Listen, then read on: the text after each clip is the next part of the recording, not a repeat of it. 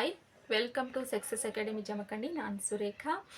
ಇವತ್ತಿನ ಕ್ಲಾಸಲ್ಲಿ ನಾವು ಇತಿಹಾಸದ ಅರ್ಥ ಮತ್ತು ಇತಿಹಾಸದ ಪಿತಾಮಹ ಯಾರು, ಇತಿಹಾಸವನ್ನು ಏಕೆ ಅಧ್ಯಯನ ಮಾಡಬೇಕು ಅನ್ನೋದನ್ನು ನೋಡೋಣ. ಮೊದಲನೇದಾಗಿ ಇತಿಹಾಸದ ಅರ್ಥ. ಹಿಂದೆ ಆಗಿ ಹೋದ ಘಟನೆಗಳನ್ನು ಕ್ರಮಬದ್ಧವಾಗಿ ತಿಳಿಸುವುದಕ್ಕೆ ನಾವು ಇತಿಹಾಸ ಅಂತ ಹೇಳ್ತೀವಿ. ಹಿಂದೆ ನಡೆದ ಆಗಿ ಹೋದಂಥ ಘಟನೆಗಳನ್ನ ಹಂತ ಹಂತವಾಗಿ ಹೇಳುವುದಕ್ಕೆ ಇತಿಹಾಸ ಅಂತ ಹೇಳ್ತೀವಿ. ಇತಿಹಾಸದ ಪಿತಾಮಹ ಅಂತ ಹೇಳಿ ಹೆರೋಡೋಟಸ್ ಅವರನ್ನು ಕರಿತೀವಿ. ಇನ್ನು ಇತಿಹಾಸವನ್ನು ಯಾಕೆ ಅಧ್ಯಯನ ಮಾಡಬೇಕು ಅಂತ ಬಂದಾಗ, ನಮ್ಮ ಪೂರ್ವಿಕರ ತತ್ವ ಆದರ್ಶಗಳು ವಿಚಾರಧಾರೆಗಳು ನಮ್ಮ ಮುಂದಿನ ಪೀಳಿಗೆಗೆ ಒಂದು ಮಾದರಿ ಆಗ್ತವು.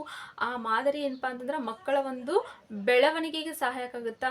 ಹಿಂದೆ ಹಿರಿಯರು ಮಾಡಿದ ತಪ್ಪುಗಳನ್ನ ಮುಂದೆ ಮಾಡಬಾರ್ದು, ಅವ್ರು ಮಾಡಿದ ಒಳ್ಳೆ ವಿಚಾರಗಳನ್ನ ಮುಂದೆ ಮಾಡಬೇಕು ಅನ್ನೋದಕ್ಕೆ ಈ ಇತಿಹಾಸದ ಅಧ್ಯಯನ ಸಹಾಯಕ ಆಗುತ್ತೆ. ಅದಕ್ಕಾಗಿ ನಮ್ಗೆ ಇತಿಹಾಸದ ಅಧ್ಯಯನ ಬೇಕು.